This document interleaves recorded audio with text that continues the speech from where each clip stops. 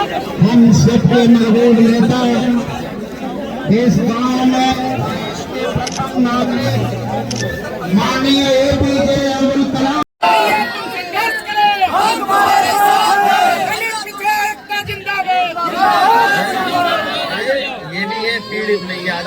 हमारे आपके वोट काट करके जीतती, हमारे आपके वोट ना पड़ पाए उतनी जीतती।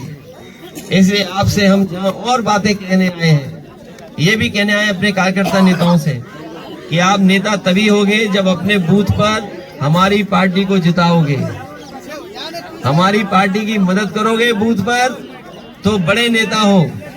और अगर लखनऊ दिल्ली हमें इधर उधर घूमोगे तो उससे बड़े नेता नहीं हो। अगर हम लोग गांव नहीं आए होते, आप लोगों से न मिलने आए होते, तो कब हम जान पाते कि हमारे वोटरों को इन्होंने वोट काट दिया, कब जान पाते।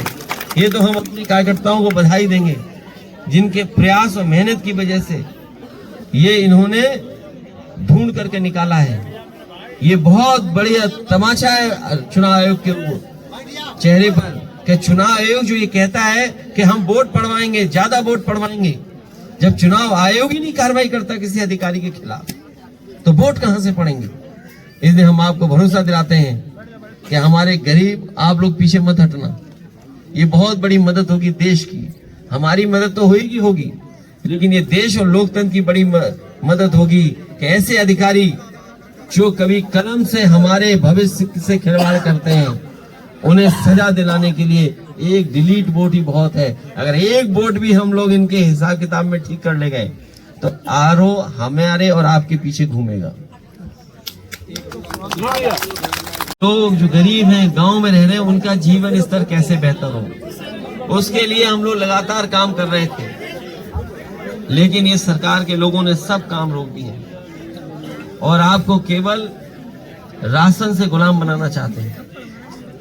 महंगाई क्या आपने सोची है, महंगाई कितनी हो गई है, महंगाई कितनी हो गई। पढ़ाई लिखाई का है नहीं कोई इंतजाम। आपके लिए अस्पताल बनाया था, कोई बीमार हो जाए एम्बुलेंस आए लेकर के जाए अस्पताल में इलाज कराए, सत्यानाश कर दिया अस्पताल का। कोई हमारी गर्भवती माताएं बहनों के लिए फ्री एम्बुलेंस बनाई थी, 102 नंबर, कि हमारी गर्भवती माताएं बहनें इनको एम्बुलेंस से अगर अस्पताल जाना पड़े और घर छुड़वाना पड़े तो उनसे पैसा नहीं लिया जाएगा, वो भी बंद कर दिए उन्होंने।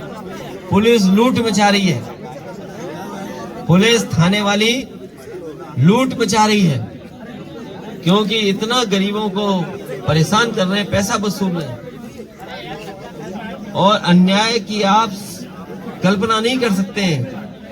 इतना अन्याय हो रहा है, गरीब आदमी को, गांव में रहने वाले आदमी को अपमानित होना पड़ रहा है। और जो लोग बड़ी बड़ी बातें करते थे वो नफरत फैला रहे हैं, गरीबों के बीच में नफरत फैलाने का काम कर रहे हैं। मुझे खुशी, अपने कार्यकर्ताओं का धन्यवाद दूंगा, अपने सेक्टर प्रभारी का भी, और जो लोग काम कर रहे हैं हमारे बूथ के, इनसे ये बीजेपी वाले रहे तो आपको नौकरी रोजगार नहीं मिलेगा, कहीं भी नौकरी रोजगार नहीं मिलेगा। अभी सोचिए लखनऊ में जहां इजराइल में युद्ध चल रहा है, इजराइल में युद्ध चल रहा है, इजराइल का और आसपास में, वहां पे हमारे नौजवानों को नौकरी में बड़ी बड़ी जगह, और सोचिए हमारे गरीबों का वोट काट रही है। जो लोग वोट डाले थे पहले, आज ये वोटर लिस्ट में मार दी गई हैं। और बताओ, ये हमारे बगल में खड़ी, अगर वोटर लिस्ट में देखें तो इनका नाम है ही नहीं वोटर लिस्ट में। ये जानबूझ करके किया था। अगर एक गांव में इतने निकल रहे हैं आसपास, कितने लोग निकले तो 20। अगर इन्होंने, अनिल ने पहले ढूंढ लिए होते हर गांव में 20-20, तो बताओ पहले ही चुनाव जीत गए होते। हाँ, ये सच है, हमें इसी तरह बीजेपी ने हराया। मुझे याद है कि जब मैंने अपने सम्मेलन में कहा कि उन्होंने समाजवादी पार्टी के अपने कार्यकर्ता, नेता जो है हमारे वोटर हैं, खासकर जो गांव में रह रहे हैं हमारे वोटर, उनका नाम काट दिया। जो समाजवादी वोटर थे उनके नाम काट दिए। तो इलेक्शन कमीशन ने मुझे नोटिस दिया कि आपने किस आधार पर कह दिया कि हमारे वोट काट दिए। मैंने उन्हें उत्तर प्रदेश के 18,000 वोट, ऐसे ही 18,000 वोट एफिडेविट के साथ भिजवाया कि ये लोग जिंदा हैं। ऐसे उत्तर प्रदेश में हमें 18,000 लोग मिल गए थे, 18,000 मिल गए थे। इन्हें और जोड़ लें हम 10, तो सोचो 18,000 और 10 वोट हमें मिल गए हैं, जो हमारे वोट थे, जिन्हें जिंदा हैं, लेकिन वोटर लिस्ट में इन्हें डिलीट कर दिया, इन्हें मार दिया। सोचिए। और मैं आपसे कहना चाहता हूं, आपसे एफिडेविट भी लेंगे। ये जो आरओ होते हैं, एसडीएम, ये भागते फिरेंगे। ये एसडीएम जो है वो भागते फिरेंगे, क्योंकि आरओ की जिम्मेदारी है वोट बढ़ाना घटाना। लेकिन ये सरकार सुनने वाली नहीं है।